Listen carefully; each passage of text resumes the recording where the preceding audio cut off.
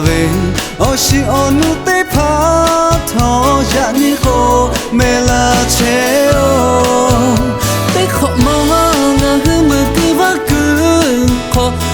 xa hạ xa là bằng to ngã ta về ở si ở nu ở xứ xa bồn thả chi mù hào vơ ha lê cha cho mơ sao vô ư thơ lì khó cả chi mù về hiyo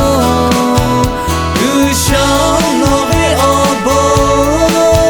ngã hư ở không biết gì chê gần là về ở cho bà bếp phá nó hư ta hạ dù là về yo dạ nhí ta sẽ ta bộ chi mù quay khó tình ghê bộ hà lê lê người xa về ông mẹ ở phố to lá cứ ngã hư tê ghê phò lê chi mù vì à vơ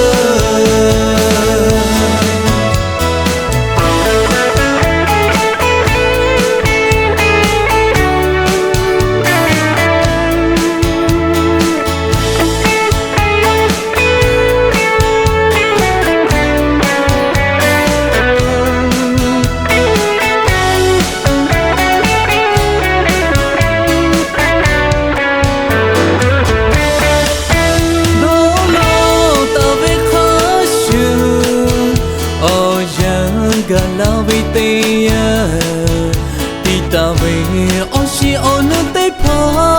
thôi dạ như cô mẹ là chế ô tê khó mà ngã hư mơ cứ vã cứ khó xa hạ xa là ba to gà ta về ở si ở nước ở xứ xa bố thả chi mù à vơ đó mô hư sao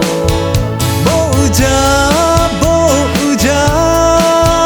lý khó cả chi mù về yo